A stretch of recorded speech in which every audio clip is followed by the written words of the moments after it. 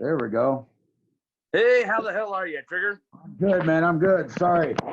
Technologically stunted, so took me a second there. That's all right. Good. It's good to have you here. How are you? I'm good, man. I'm good. Enjoying the evening, enjoying some of the quarantine time down. It's Pretty it's good. nice. I don't know if you've been outside, but it's pretty nice outside. Oh, it's beautiful. We got a nice little front yard area, man, that, hang out with the kids and the family and stuff out there. So definitely enjoying the fresh air, just not too much out and about like that. Yep. So, hey, so you're on Two Sunday for Hank. It's an editorial page I've been working on. This is week 2, episode 2. So Very cool. I'm glad you're here with us, featuring some Thanks for having me. local artists and national artists, and I think you've done a little of both. So tell us a little bit who you are. Who are you?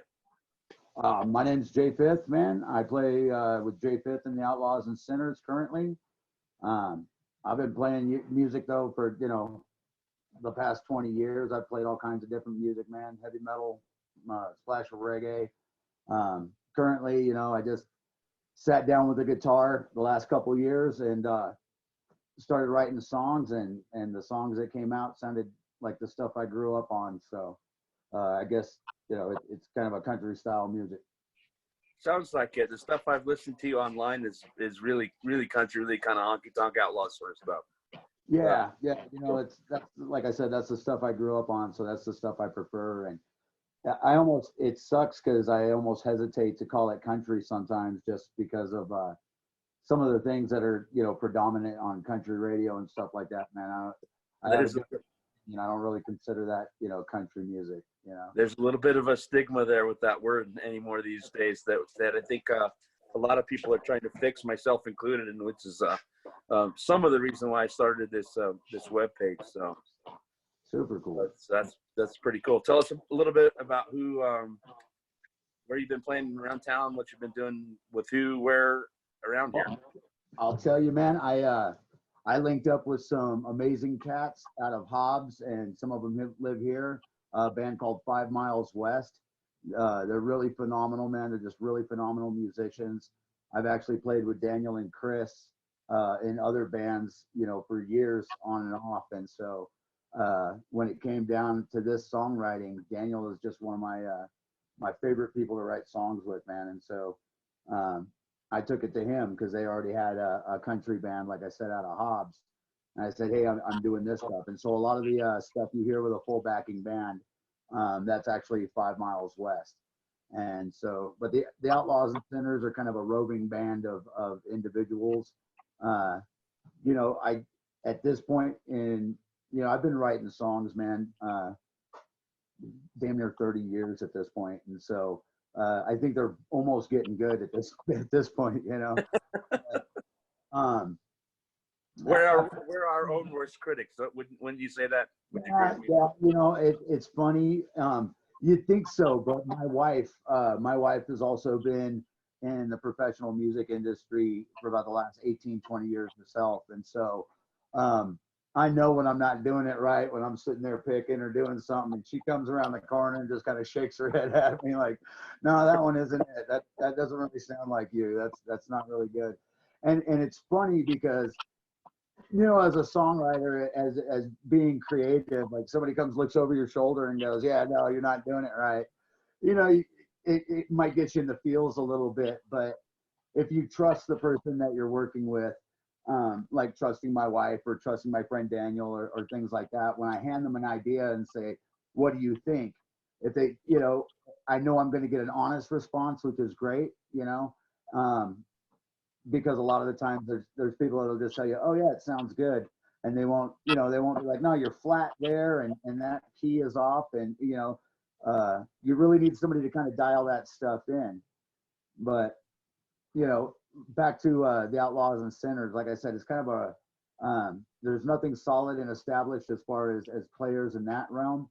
I was just ramping up actually to work on a touring band because people that play with you in town and, they have different careers and stuff. And I'm still jumping in vans and driving off and going to play. And so I was putting together a road band and started talking with some people about management and starting to head on to the next levels of things and maybe get on some bigger tours and stuff like that. And then the day after I started emailing everybody trying to get this late summer, early fall tour going, obviously everybody, the whole world had to sit down and go inside for a little bit and everybody be cool. And so that for sure is the elephant in the room. And I've been talking to everybody that I've talked to. I've kind of started out that conversation with just that, more or less to get it out of the way. And sure. So how have you been feeling? You guys are all hunkered down and your family's all Sure. safe, Yeah, healthy, and happy? I've got all the people I care the most about in the world very close in my arm's reach. And so, yeah, we're hunkered down. We're doing our best to stay safe. We don't play none of that crap's a hoax and all of that shit. I don't believe the whole world's about to go on military lockdown and all of that horse shit either, man. These things happen, especially on our crazy little mudball spaceship here.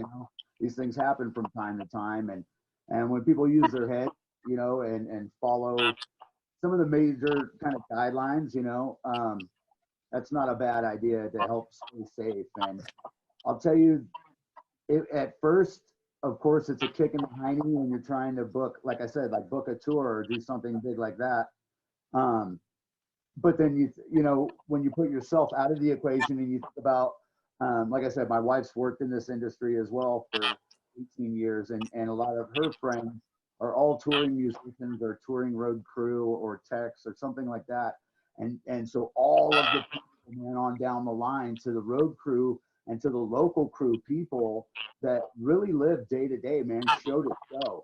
You know what I mean? I've done quite a bit of work as a stagehand myself. And so you're looking forward to pushing those paces, man. Maybe it's not the greatest work, but the people that gravitate to any type of live music production type situation are people that we take that with a grain of salt that's going to come. Some days there's a show all summer long and you're off and on the road, and then some days you're stuck home for a month, and so when I think about people that had their tours booked and all of those kind of things going on that just shut that down, and then you think about all the small businesses. I'm also a tattoo artist here in Albuquerque, and so I ain't got nobody to tattoo on, man. We're not doing that now, and it's just one of those things when you start to think about the bigger picture. It humbles you a bit that everybody's kind of in the same boat. And then, I've thought about the dynamic and how it's going to change things for the music industry, and for life in this country and life in this world. This is definitely going to have an impact on culture in a way that I don't think we really quite understand yet. But one of the things that's been super exciting, and I really enjoy this, is that we're all kind of stuck here in social media land. Today, I saw two of my favorite artists live in their own living rooms, in their own homes, sitting down in a very stripped down way with just the guitar and just the song, man. And it's just so raw and it's so pure. And you see these guys that I look up to, and they're flubbing their songs and giggling like I'm flubbing my songs and giggling, Yeah. And that's cool. I'm glad you brought that up. I was going to ask you about that because I jumped on board with that also. I've been out for about 15 days now, and that's one of the things I did, not this last weekend, but the weekend before, was we picked up and did a couple of live shows on Facebook, which you've been doing too. I've heard a couple of things that you've been doing, which is awesome.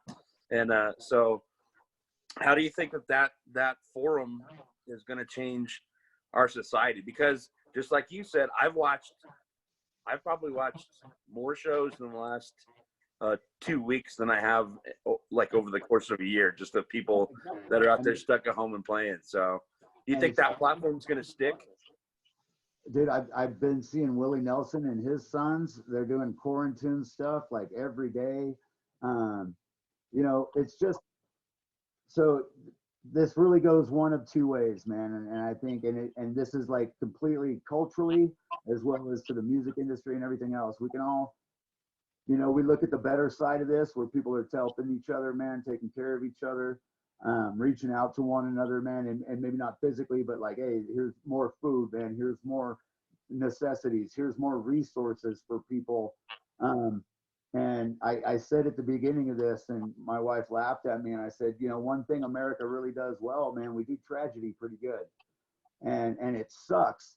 But what I mean by that, you know, not to get misconstrued, but like after 9/11, you know, there was a lot of solidarity as a country, and after a lot of these big world events and these type of things, you see a lot of solidarity in human people, and I love that stuff, man. That stuff really tugs at my heartstrings.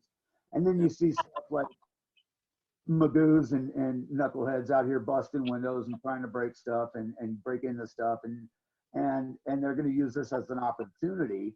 And it's just unfortunate that COVID is, you know, it's not selective.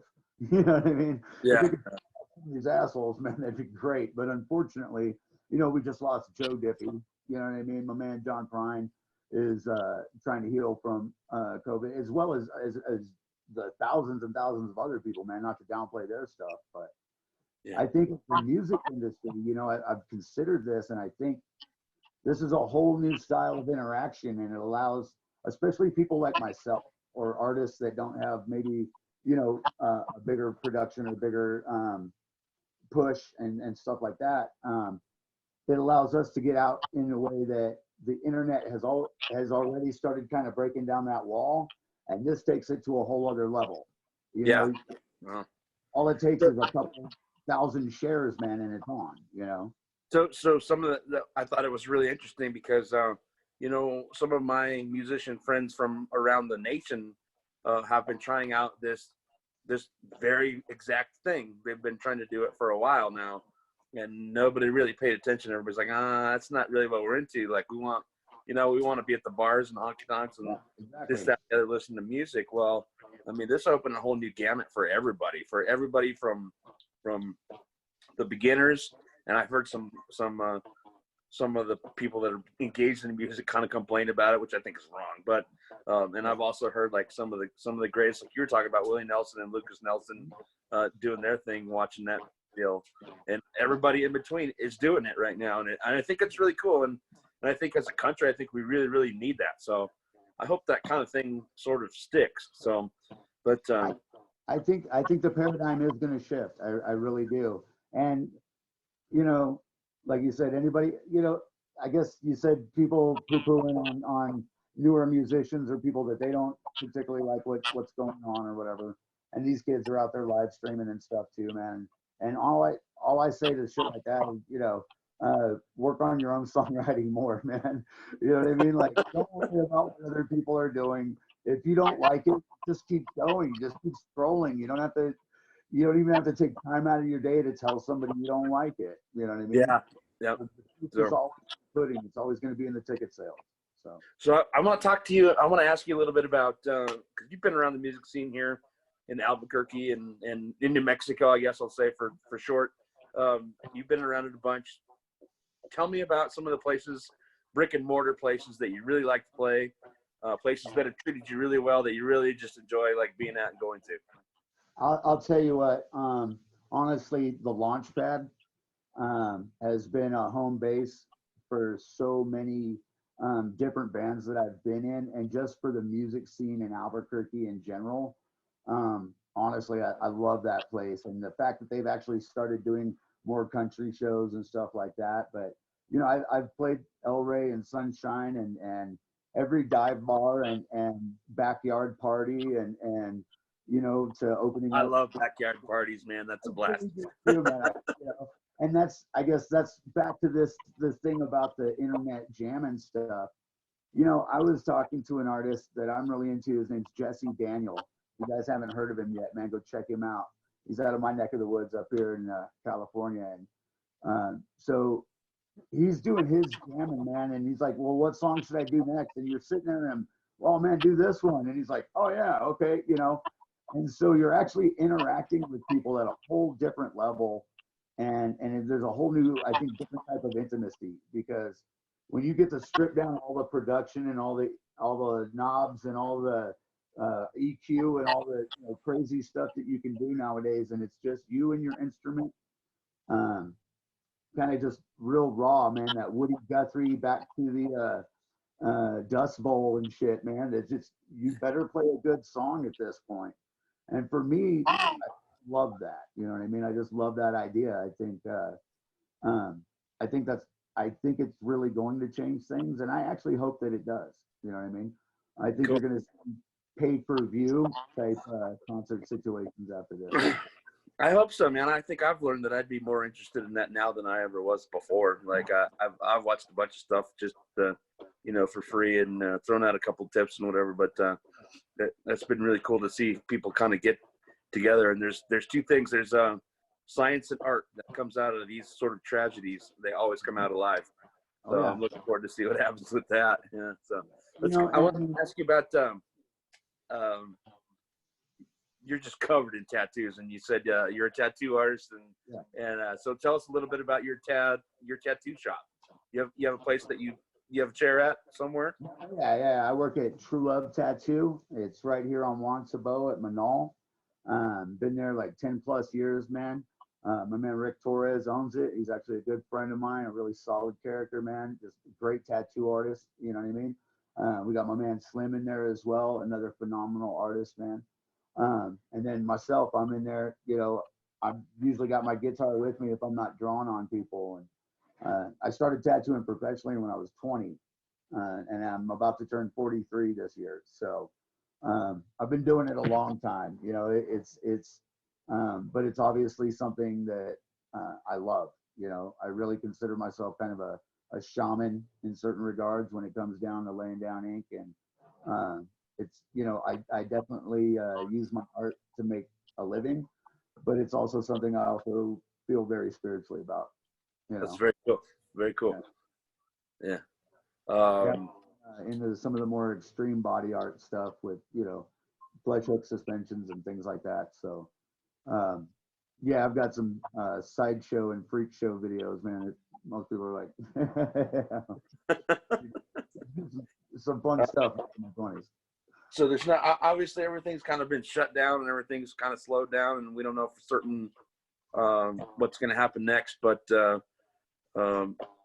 in spite of them little devils that are knocking everybody down, what have you got coming up for 2020 that you're really excited about and looking forward to as soon as this storm blows over?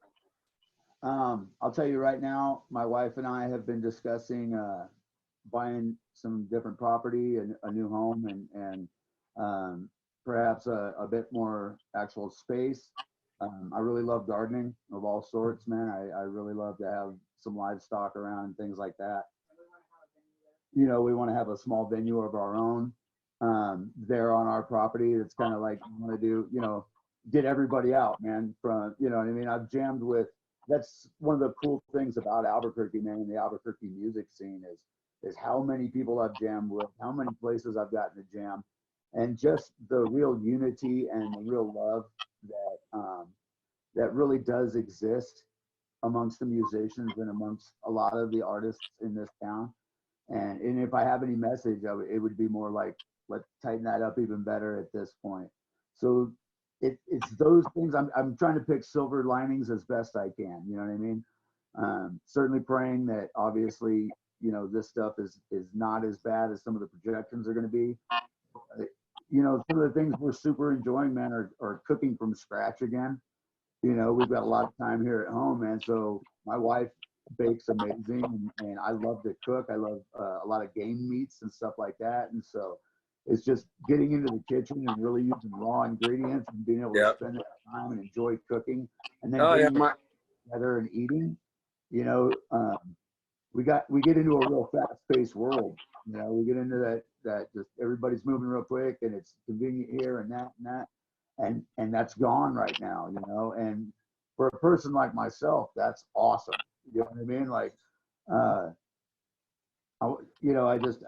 I like I hope that those things, those type of things, that being able to share more time together as a family, being able to appreciate things a lot more, like being able to go to the park, you know what I mean? Being able to take my kids, or just being able to go out and play a show at the local pub, you know what I mean? Whether it's, you know, whether it's 5,000 people or 5 people, man.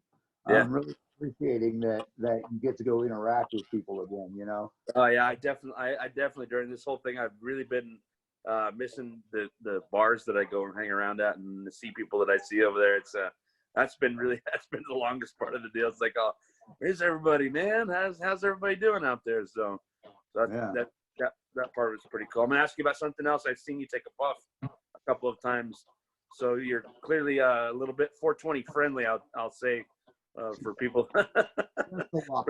That's a lot. Yeah, What do you think? How do you think that's obviously our legislature this year really didn't do any favors for any of us with regards to that. So, how do you think that scene is going to change or consist of growth? Well, you know, it's a double-edged sword for sure.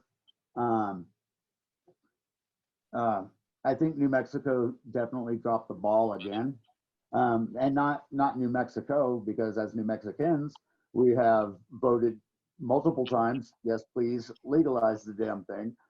We know from the monetary revenue alone that can be put into things like schools, especially, and public things for things like healthcare, mental health care, especially a lot of these homeless folks, and just a lot of the drug programs that we can institute and things like that, with that type of just real overflow of money and the jobs that it brings, you know what I mean?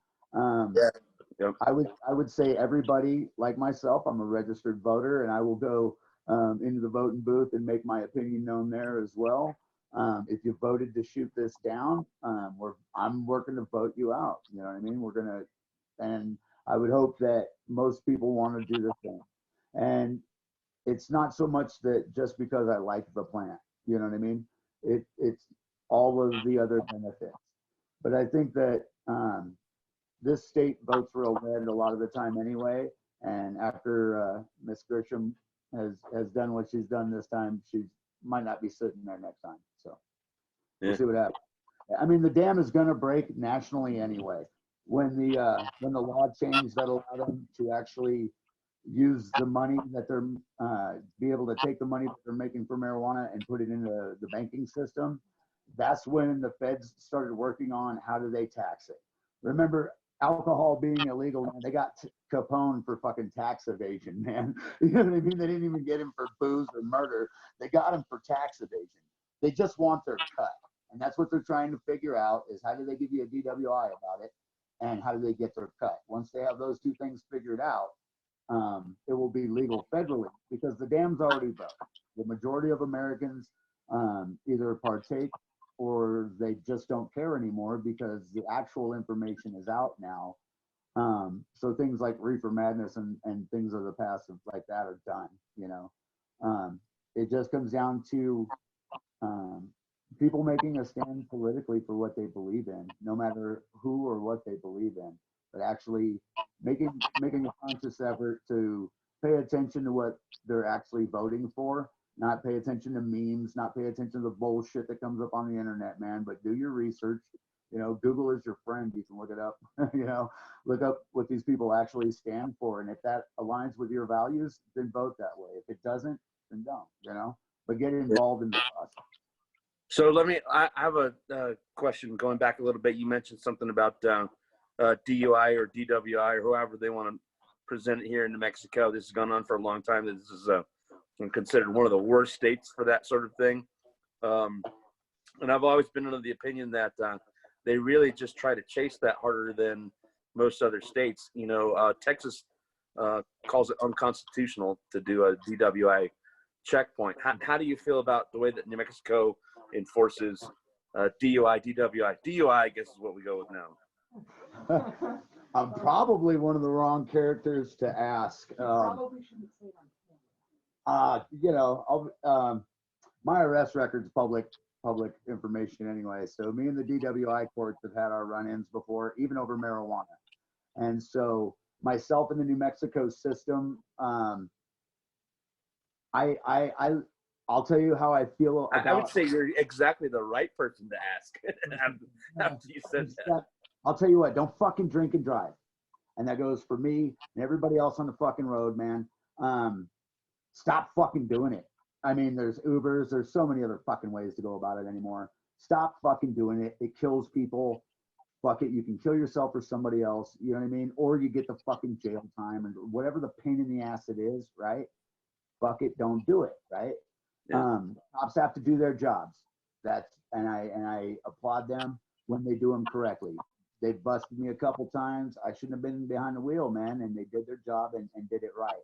And so I appreciate law enforcement, especially when they do when they follow the law and they do it well. That's always something that I salute and that I appreciate.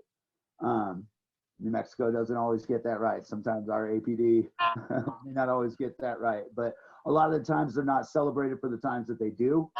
And so, I mean, that's one of those things, you know what I mean? That's really one of those things. But I think that New Mexico needs to catch up in several areas. And I know that that it tries to get a lot of funding for what it does through the DWI court. You know, when you're paying those monies and stuff, that it just seems like a revenue system rather than actually trying to curb the situation. And absolutely, DWI checkpoints are unconstitutional. But until the Supreme Court rules that, the rest of us are playing ball with our state laws as we should. You know what I mean? So yeah, don't drink and drive. Don't try to catch up to outlaw status, man. So you, I might be wrong about this, and maybe I got the wrong guy, but you've recently quit drinking. Yeah. Is that true? Is that something you're okay with me asking you about? Absolutely. No, I'm definitely cool with being clear about stuff like that.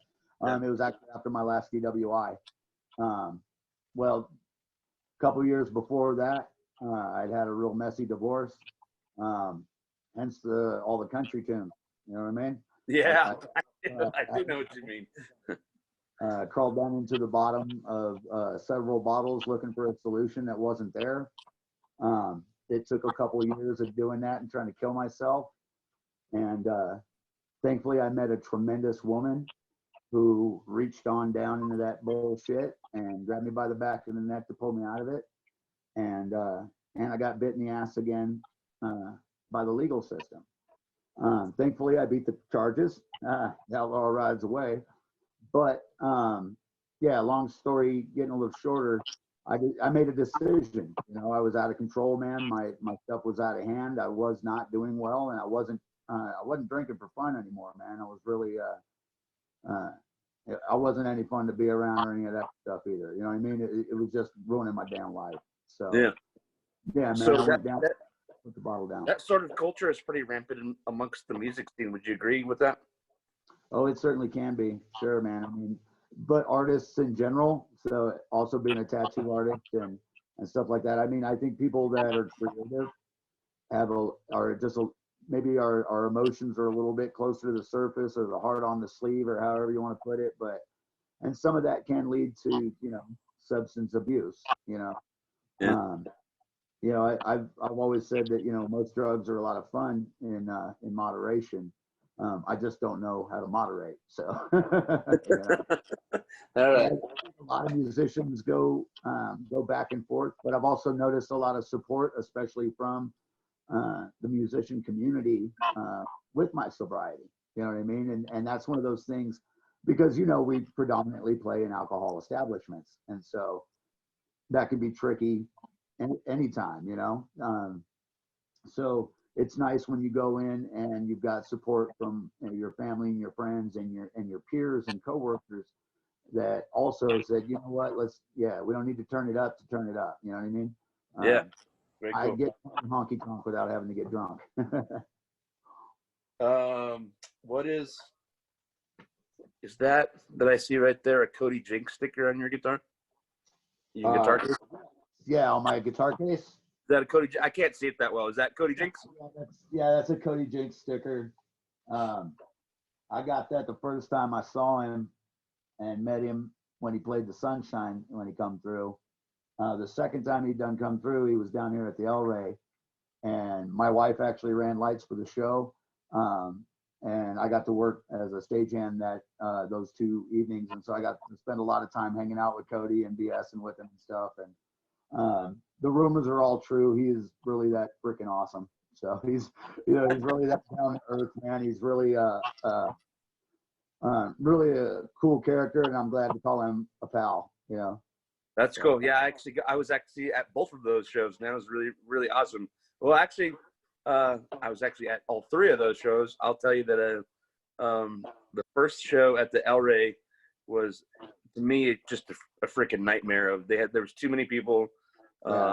People that there's. I felt like there was a lot of people there that went out and bought cowboy boots and cowboy hats and went to a country show that had never been in a scenario like that and didn't know who he was or what that situation was going to be like. So we ended up going back the second night, and there wasn't that many people. That was really cool, really great show. Yeah, a lot more intimate.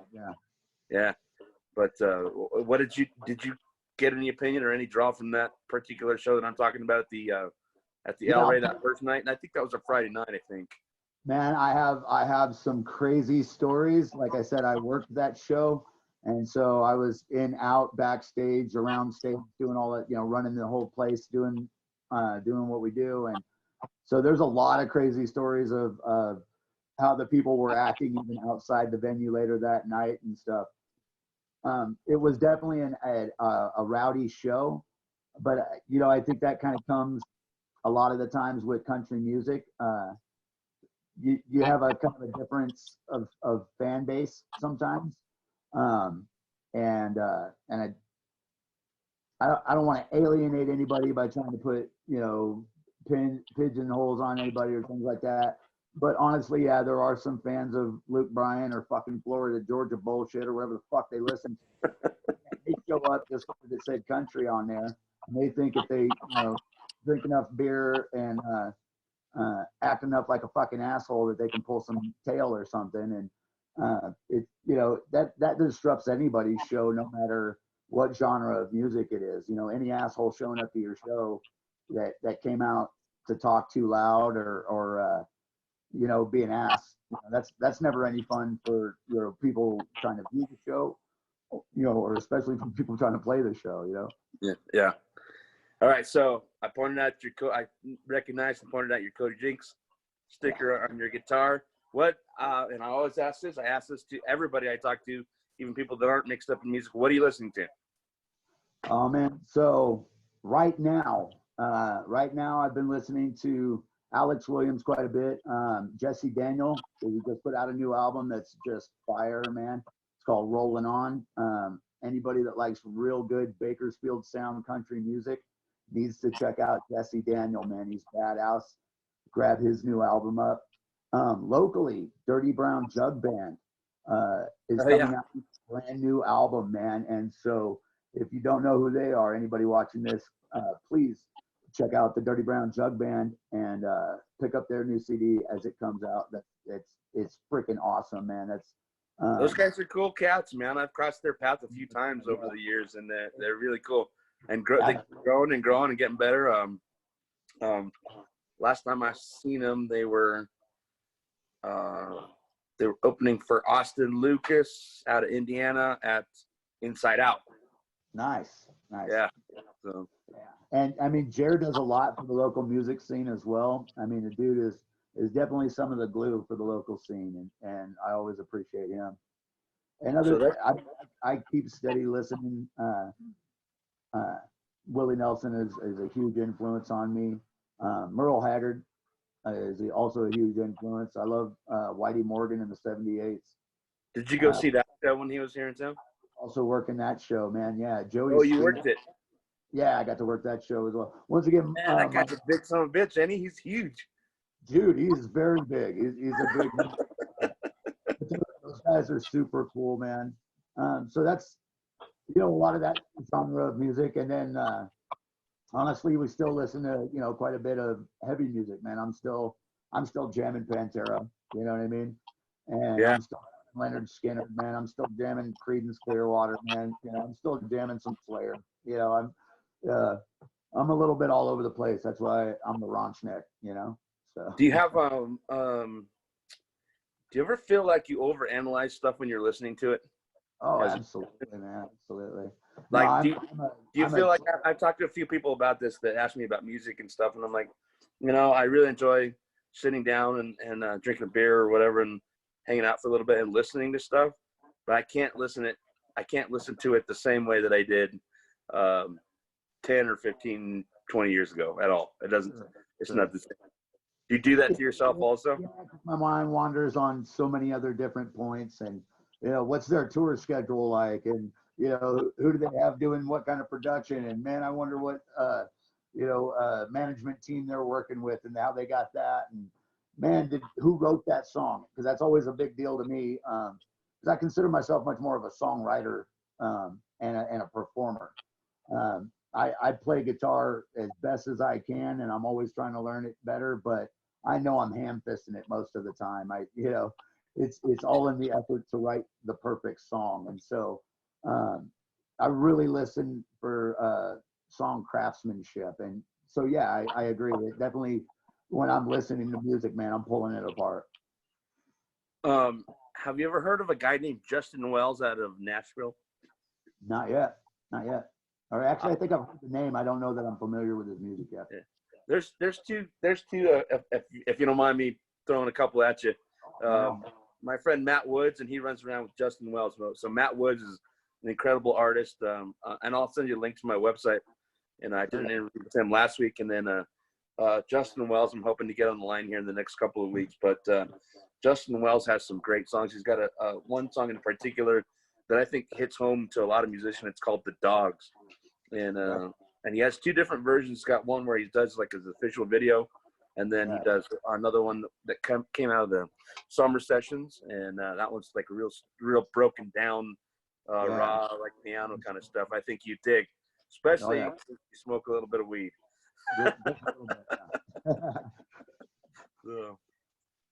So very cool, man. I appreciate your time. I'll let you get back to your guitar or your family, whichever you're gonna do next, and appreciate you hanging out with me here tonight. And you're on TwoSundayForHank, TwoSundayForHank.org, and I will catch you on the flip. And I hope to see you out there. At least watch you playing music on Facebook or however you put it on Instagram or however you do it. I'll be there listening also, and we support you. Cool, man. Love you all, man. Thank you so much. All right, take care, man.